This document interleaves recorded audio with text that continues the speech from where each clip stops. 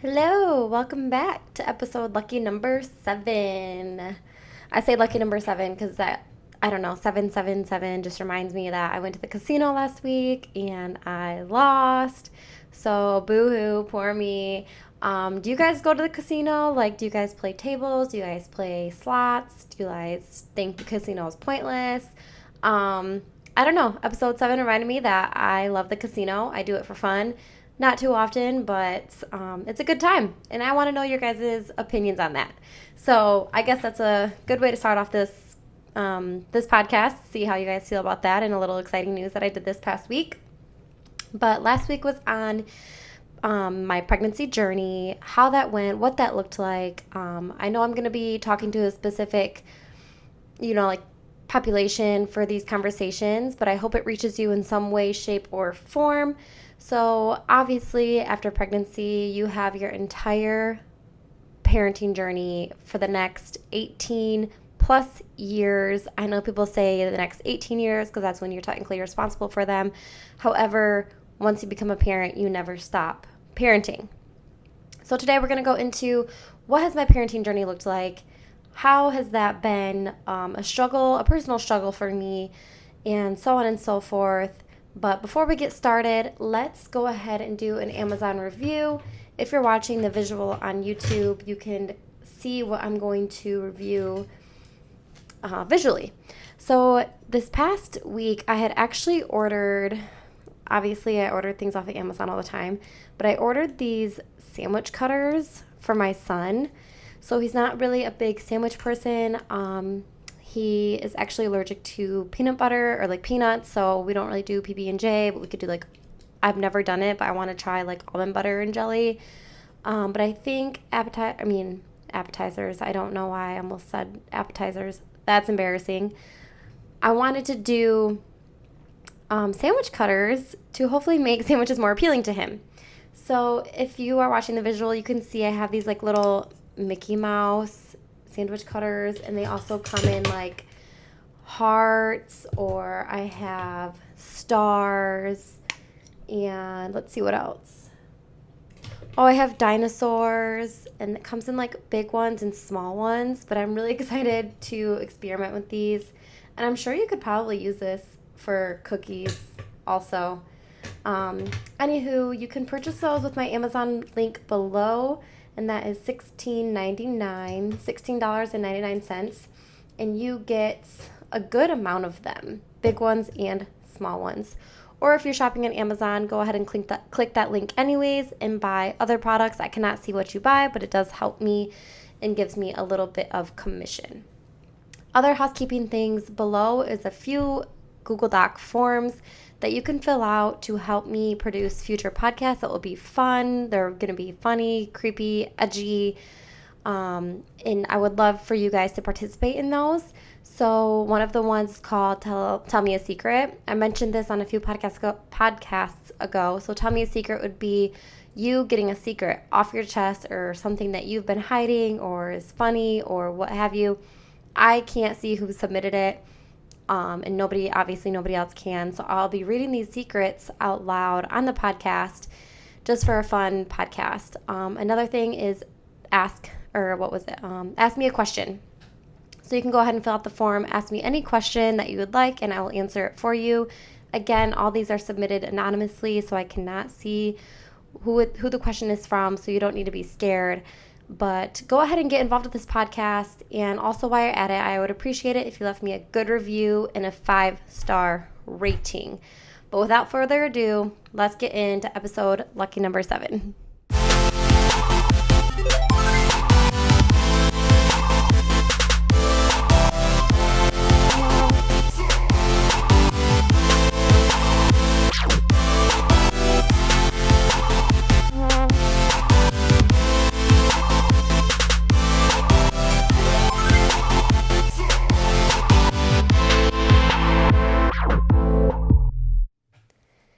All right, let's get started. First, I just want to say thank you for coming to my shit show. Yes, my parenting journey has literally been a shit show. And obviously, I love my son. He's my best friend. I would do anything for him. He is my other half. But this has not been an easy journey, and it literally has been a shit show. So let's get into it. What did that look like? So after I had my son, there was no complications. Everything went fine during my delivery. We get him home. Things are going fine. He's waking up every couple hours to eat, and we just think everything is normal. So, first struggle that I had to overcome was a struggle of breastfeeding.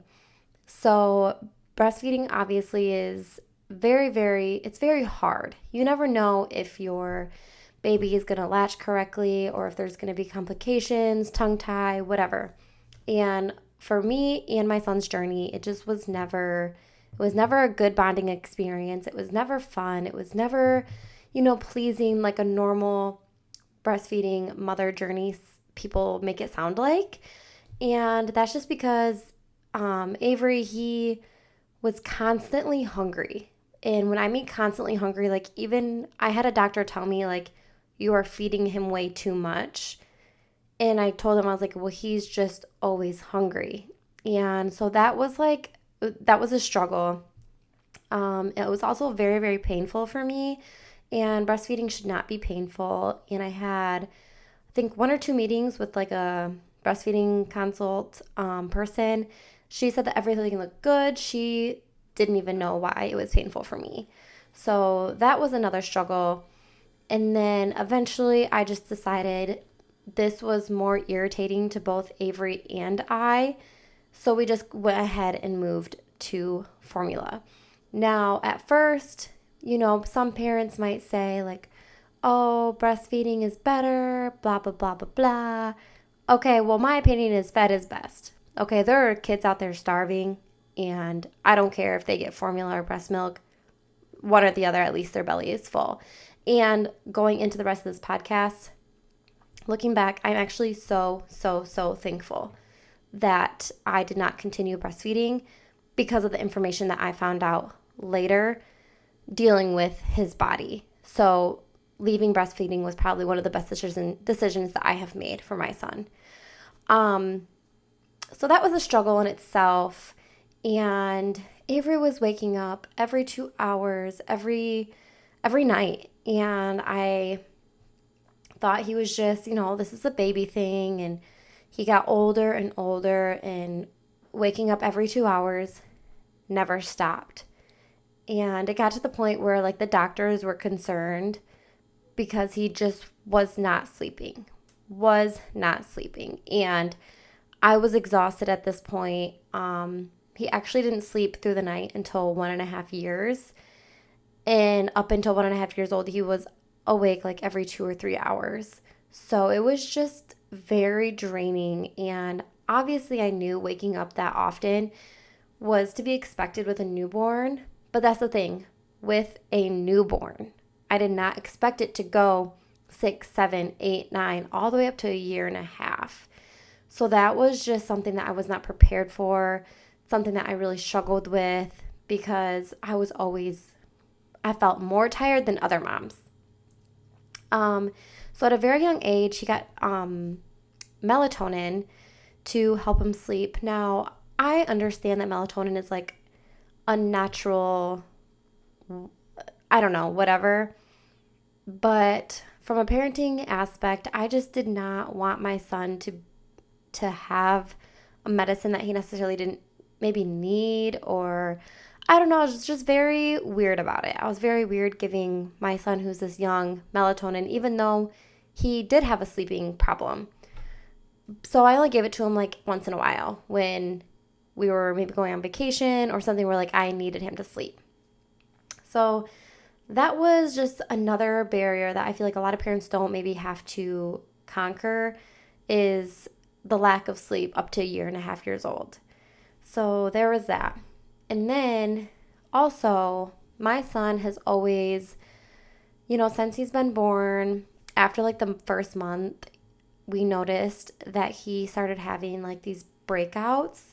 Like he would break out in rashes, and then it would get to the point where he would itch himself so much that they would scab. It It would be all over his body, and the doctor said it was eczema and it would go away. It's just baby eczema, whatever. However, it never went away, and actually became a bigger problem than any of us had thought. And we didn't start getting into this journey of his eczema and skin problems until this one time he had this really, really bad breakout, and we just couldn't get rid of it. The doctor gave us steroid cream, and that didn't work. So they upped his steroids, didn't work, upped his steroids, didn't work. And so at that point, we were at the highest level of steroids that a kid his age could be given, and his skin was still not better. So starting at, I believe, 4 months old, we got referred to a dermatologist that is about an hour, maybe an hour 15, hour and a half away from our home. And so from 4 months old to about, I want to say 6 to 8 months, we were traveling out once a week, every 2 weeks, to figure out what was wrong with his skin. What medications do we need? What medications are going to be harmful in the long run since he's so young? And it took us a very long time to find the right dosage, to find the right medications to work with each other. And that alone it contributed to him being up at night because he was so itchy. He would just itch his head until he would wake up in the middle of the night, or itch his body until he would wake himself up. So it was hard. And as a mom, you feel like you can't do anything for your child if they're struggling like that, and you've tried everything that you know to try and they're still struggling. You just feel drained. You feel like a failure. You feel like, I wish this didn't have to be my son or my daughter. And going into that, it really made me realize that people come together and they have a child, and they think, oh, a baby or a child, like, everyone just thinks that everything's going to go perfect. Like, their child is going to come out healthy, their child is going to come out this or that. And a lot of times people don't think about the real life issues that they may have to face or deal with, like Down syndrome, or something as little as like a skin problem that still causes like a lot of stress, or like autism, or anything like that you don't really expect. You don't think about that until it happens to you. And so nobody ever really prepares themselves for, quote unquote, like the worst, right? You just think like it's a baby and everything's going to go good and, golden pathway. But it's not always like that. And so I know it's something that happened to me. I thought everyone, well, not everyone, but like my family, we all had healthy journeys, good parenting journeys with the people in my family. And I never prepared myself for maybe the rough journey that I had to endure and I'm still going through. So there's that. We went to a dermatologist at 4 months old, started having melatonin very sparingly, and that was rough. So then, continuing my parenting journey, we started to do baby led weaning. So baby led weaning is a new way of feeding your child. Now, when I mean new, I don't mean like some off-the-wall new way that people have never heard about. No, baby-led weaning is actually, introducing the baby to food without using baby food. So we chose this method because a lot of scientific studies have shown that babies choke less, babies develop, it's better for the development as far as chewing, hand-eye coordination, things like that. It went through many, many trials, scientific trials, and it was just overall better. Now, we decided not to do baby food also, just because you don't know what the chemicals are in those products on the shelves, what they're really putting in those products, how long the products have been sitting on the shelves, so on and so forth. So we started baby-led weaning, and that was a very hard journey also, because even though it was I don't like saying the new, because new to me means that it hasn't been studied. So it it was the new discovered way that was better to feed your baby. And actually, our pediatrician had recommended it. And there were people in our lives that we care about that had an influence on us that didn't agree, which is fine. Like, people don't have to agree with the way I chose how to parent my child. However, it did cause a lot of tension. It caused a lot of just like turmoil and a lot of just like negative feelings. So another thing that I wasn't prepared for was to feel like people would be so mad at me for choosing a safer way to parent my child. You know, I could understand if it was not safe or if it wasn't pediatrician recommended or if it was just off the wall, but it wasn't. So I never was prepared for people to be mad at me for choosing a safer route for my child. So that was a struggle. And then kind of what just put the cherry on top is we were doing this method, and during this method you introduce a new food to your baby every week or every few days. And I dropped off my son to my mom one day and I said, today we're going to try eggs. She said, okay. So I go to work and she was instructed to give him eggs for lunch. And so I was at work and then I noticed the cell phone towers went down. And so nobody had service. And then my boss came over to me and she said, your mom is on the phone and the hospital is on the phone. And my heart drops. So I go to pick up that phone call and it's my mom at the hospital with my child. And he basically almost went into anaphylactic from the egg. He has a very, very, very bad, high concerning allergy with egg. What had happened was she had given him egg and immediately he started breaking out in hives, big hives like the size of a golf ball. His lips started turning blue. He was all red. He was swollen. And she decided this is not right and she drove him to the hospital. So from that day on, this was at 6 months old, we have discovered that Avery had a plethora amount of allergies. And those allergies, I'll list them for you because it was so much. It was peanuts, eggs, soy, wheat, gluten, beans, tomatoes, tree nuts, sesame, cod. I think that's it. So that's a very, very long list. And we decided to get him tested after this egg incident, after he was sent to the hospital, because we couldn't discover other allergies and have this same reaction on his body. So after we found out all these allergies, which is an excessive amount, finding foods that he could eat was very, very hard. It was specialty shopping. It was going to 3 different grocery stores to make sure he had enough food to try this week or enough food to eat this week. And circling back around to the whole breastfeeding thing, I'm so thankful I stopped breastfeeding because there is no way that I would have been able to pinpoint all those foods that he was allergic to that I was giving to him through my breast milk that was essentially making his skin itch, which again, I already mentioned, all his skin problems was because of all the foods I was eating going into his body that he was allergic to. And I had no idea. And I don't think I ever would have found out if I wouldn't have stopped breastfeeding. So that's just kind of why I'm so thankful I stopped breastfeeding. But anywho, so going into baby led weaning, as I mentioned, we had to specialty shop for him, very expensive.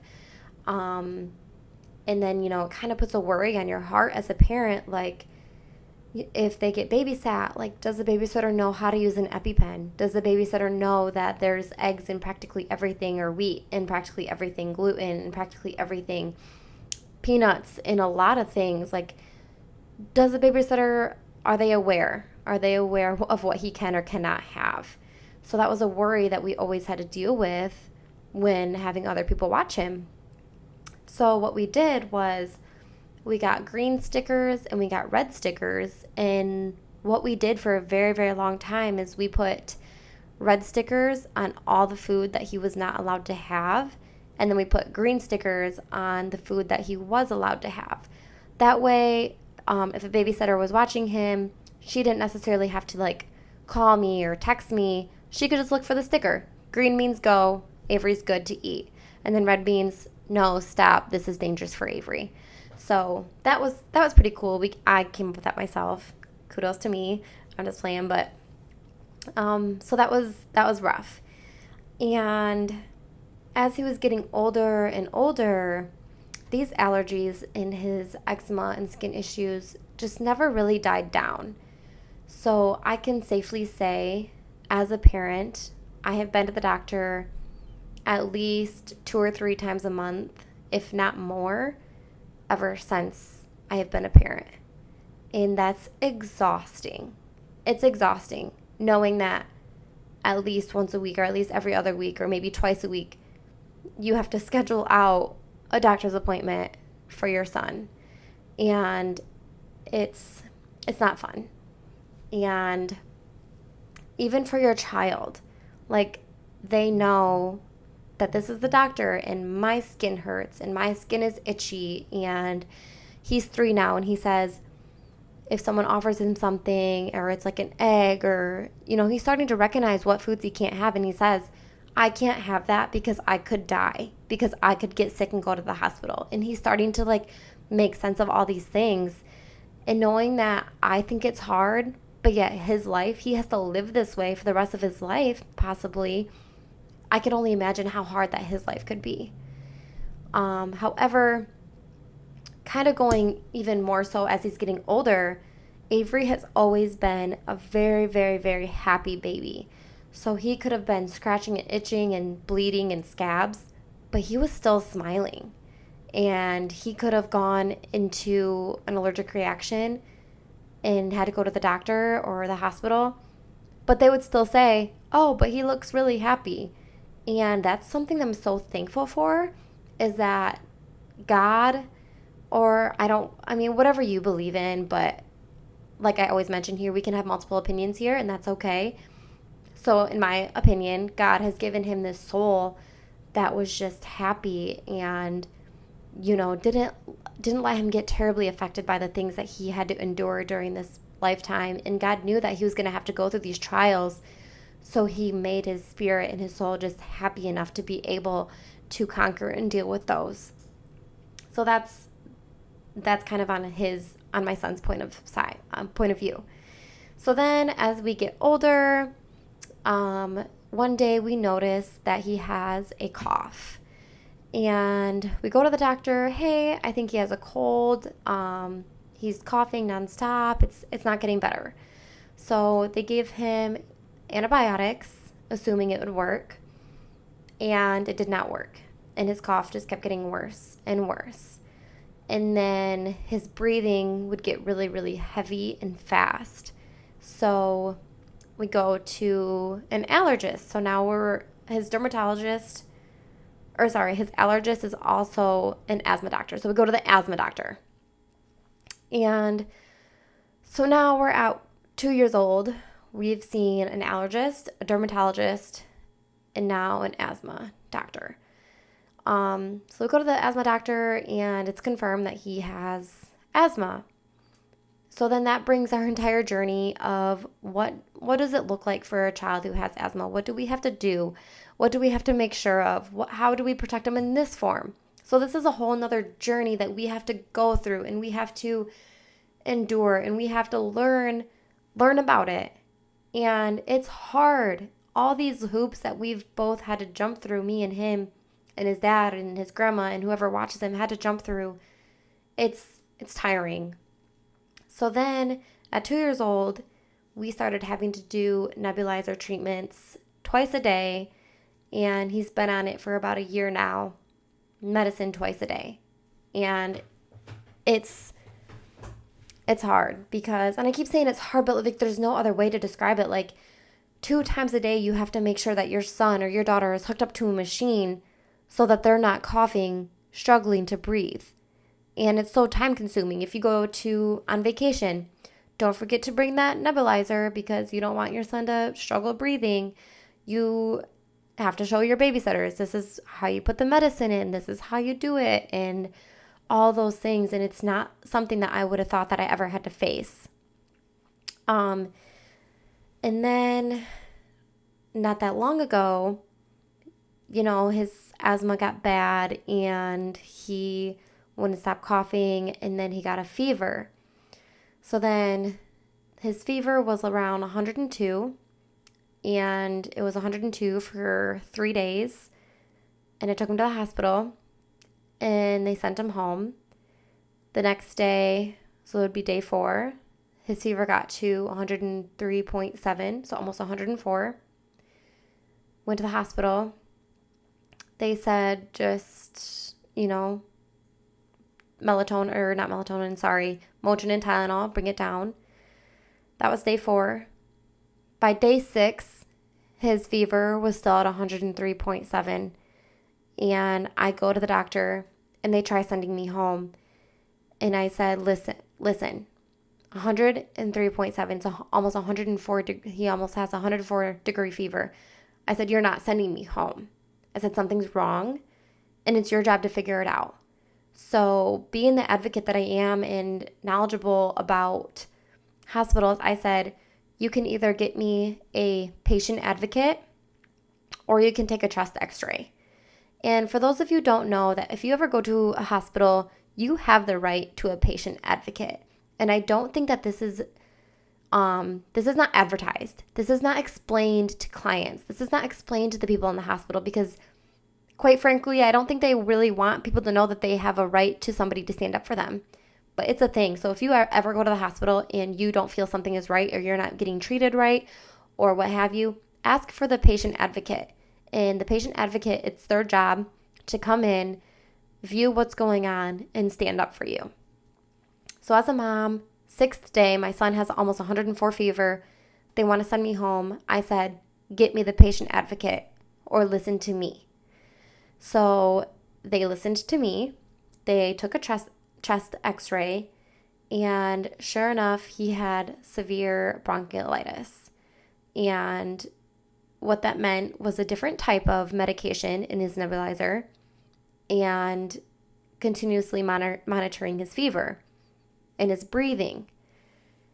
And to know that if the doctors would have sent me home, that he could have continued to struggle to breathe, went into an asthma attack, he wouldn't have got the medication that he needs for his chest, for his lungs, because they wouldn't have known that he had bronchitis or bronchiolitis for a kid. And that was just another thing. He was, I think, 2.5 at this time, like almost 3. And that's another thing that we had to jump through. And if you look back, at this point, he hasn't even been on this earth for 3 years. And I'm looking at my time, I'm at 23 minutes. And I've explained multiple different scenarios that we've had to go through. And people don't think about that as a parent. So my parenting journey has been very, very hard. And then moving forward, he turns 3. I notice that he has a lump on his stomach. And so what do? I go in and I say, hey, he has this lump on his stomach. It's never been there before. We need to figure out what it is. And the doctor's like, yeah, like 100%. So then we get scheduled to go and referred to an ultrasound tech. So that's another doctor's appointment on the calendar. Go get my son an ultrasound. So we get the ultrasound and they said, oh, it's probably just a hernia, no big deal. Well, it was. However, it was a specific type of hernia. And this specific type actually, this is kind of gross, but it actually has poop in the hernia. And so what that means is if it's not surgically removed, it can cut off his blood circulation. And it could get infected, cut off his blood circulation, and he could die. And that sounds really dramatic, But that's what it is. And so from there, we got referred to a pediatrician surgeon. Again, another doctor that we have to see, like the fifth or sixth one by age 3. And actually, he has his surgery consultation next week. Well, by the time this podcast probably rolls out, it would be in the past. But from the time I'm recording, his surgery consultation is next week, and we decide, what is surgery going to look like? When is surgery going to happen? What's that journey going to look like? And it's another thing that as a parent, I never thought I would have to face. So as you can see, my parenting journey has been very, very hard. Thankfully, my son is very happy. He's very smart. He's very outgoing. He is very, very wild, which also makes it hard, but he's taken all of these struggles very, very well, especially for being so young and not knowing what's going on. Then moving forward, I just wonder, how long are we going to have to go through these struggles? Is he ever going to grow out of his allergies? Is his skin ever going to get better? Is his skin condition ever going to get better? Is he ever not going to be on 8 different medications? Like, what does that future look like for him? And when does his mom get a break? When do I get a break from not going to the doctor every single week? When do I get a break of having to advocate for my child's health because it may not be in 100% condition? It's hard. And then you go into, you see other people's parenting journeys, and they tend to brag and be like, oh, my child sleeps so well, or nothing's wrong, and my child can eat whatever they want, and blah, blah, blah, blah, blah. And it's like, you don't get mad for them, because I would never wish struggles upon another person, nor would I never wish anything wrong with a child or a person. But it is kind of, like bittersweet sometimes. It's like, yeah, like it must be nice. Like, that must be awesome. Like, I wonder what that experience is like to have it that easy. However, I do think that I've chose some struggles for myself. And going into that, what I mean by that is I am also a huge advocate for independent sleep. So you can go ahead and do your own research, but co-sleeping is dangerous. You can kill your child. Co-sleeping is not okay. And you're putting your child's health and life at risk. So independent sleeping has also been another struggle that we had to go through, because everyone wanted to tell me, oh, he'll sleep so much better if he sleeps with you, or my child slept with me and nothing happened to them, and blah, blah, blah, blah. And it's like, yeah, well, your child got lucky, and you got lucky.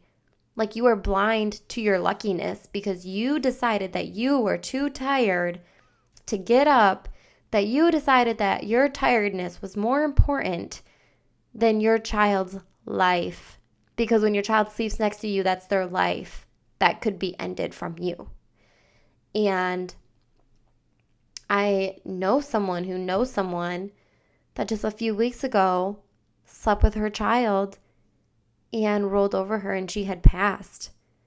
And it's like, when are people going to realize that this is dangerous? But anywho, I guess that's kind of like a struggle that I may have, like, I don't know. I don't want to say it was a struggle I put on myself, because I guess I didn't put it on myself because it was the right thing to do, and that's what you should do as a parent. But it is a struggle that a lot of other parents can avoid by risking their child's life. And to me, I guess, risking my child's life it's not worth the tiredness of the struggle that I had to go through, waking up 8 times a night for a year and a half. It's not worth it. His life is not worth my tiredness. I mean, like, you know what I'm saying? And then another kind of hard parenting journey that I've had was TV, screen time. So I think a lot of times people are out here having kids and parenting so easy. Well, one, why? How is it so easy when They're constantly getting into things. They're constantly wanting to learn. They're constantly wanting to help you. And it's, because you put your child in front of the TV and your TV parents for you. Okay, that's why it's so easy for you. I get it. And I'm not doing that journey. I'm not putting my child in front of the screen for the screen to be the parent, for the screen to teach my child, for the screen to damage my child's attention span, for the screen to not teach him real life skills. I'm not doing that. So then that means the parent, as they should, has to step up and teach their child the things themselves. Teach your child how to count. Teach their child the shapes. Teach their child hand-eye coordination. And going into that is like being like a Montessori family, meaning teach your child real life skills. Like, don't give them mindless toys. Give them toys that actually challenge their brain, that challenge their abilities. And that's kind of it's a hard journey also, because now if you're raising a Montessori child and you're taking a Montessori method, I should say, if you're cooking something, then that means your child should be a part of that cooking experience.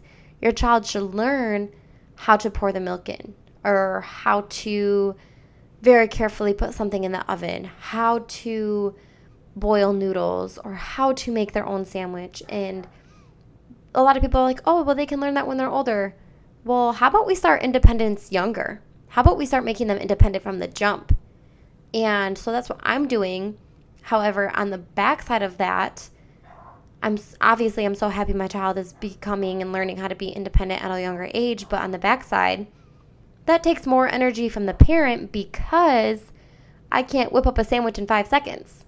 I have to teach him the steps and observe him with the knife so he's safe, and to let him figure it out on his own. Okay, how do I balance the mustard on this knife to get it onto the bread, which means there's going to be a lot of spills that I have to clean up. So the Montessori journey it's better for your child, but again, it may be harder on the parent due to the patience you have to teach them and to clean up after them and to allow them to be free-minded thinkers. So that's another thing that's better, but also harder as a parent. So anywho, that's kind of my speech on my parenting journey. And I don't mean to sound like poor me, it's so hard. Like, I don't mean to sound that way, but this is called Life Unfiltered with Joe, and this is bringing you the real life parenting experience that some people may not think that a parent has to go through. And this is my journey. And moving forward from that even more is people ask me, oh, when are you going to have more kids? Give them a sibling, da da da da. Excuse me, that was gross. I just burped. Anyways, it's like, stop asking people that. Please stop asking people when they're going to have more kids. Because either one, maybe I've been trying and maybe I haven't been able to get pregnant. Or two, maybe I've had multiple miscarriages. I don't know. Everyone's different. Or three, here's a thought, and many people don't think of this. Maybe my parenting journey has been so traumatic, and I don't mean that in a mean way. I'm not saying my child has been traumatic, but the struggles that we've had to endure have been so traumatic and so time-consuming and so draining that I haven't had time to recover and to process, to even begin to think that I want another child. Now, people say, oh, well, you only have one hard child. Your next child won't be. But guess what? You don't fucking know that. The next child I have could have even more issues. Or the next child I have requires time, requires attention that maybe I may not be able to make every single doctor's appointment or surgery or whatever that I have to do for my other son. So people ask me, when are you having more kids? And it's like, maybe let me get over my traumatic experiences first. And I don't think that people realize that even births, like if you had a hard birthing experience or a hard pregnancy versus parenting, like things happen being a parent that are traumatic. And I don't think that's talked about often because I don't think that people think it's right or okay to say, hey, parenting has been traumatic for me, or my pregnancy was traumatic. And I feel like it's kind of like frowned upon to say that, but it's the truth. It's the truth, because I think that if my child didn't have to see a dermatologist, an allergist, a surgeon, an asthma doctor, or had sleeping problems that was god awful, if he didn't have to go through all of these things, I think I would have had another child, because I wouldn't have had all this, I guess, trauma and hardships to have to overcome, because it would have been an easier journey. And I think I would have had a child by now if I didn't have to go through this. But anyways, so it's okay to say that you have had a traumatic experience with parenting or your pregnancy, and that's not wrong of you. It's not wrong, because this is life. Shit happens. This is a shit show, and everything doesn't run smoothly. It does not. And if you listen to 2 episodes ago, I believe it is now, or maybe 3. I think it's 3. Anywho, life isn't a machine. It's not a well-oiled machine to run smoothly every single day. Things happen. And things happen in parenting that you don't think that could happen or that will happen to you, and it does. So, anywho, I don't know if I reached anyone today or if I'm just talking for nothing. But I hope you guys enjoyed this, and I also hope that you guys share, like, review, give me a 5-star rating and comment on any platform you're listening to. If you're on YouTube, go ahead and subscribe. I really appreciate it, and I hope that you guys continue to advocate for yourselves and to understand what's going on with your body, even if it is traumatic, or understand what parenting looks like if you are trying to decide if you want to be a parent. But I will catch you guys next Sunday at 10 a.m. Don't forget to fill out the Tell Me a Secret and to ask me a question Google Forms below. And you guys have a great week, and we will see you next week.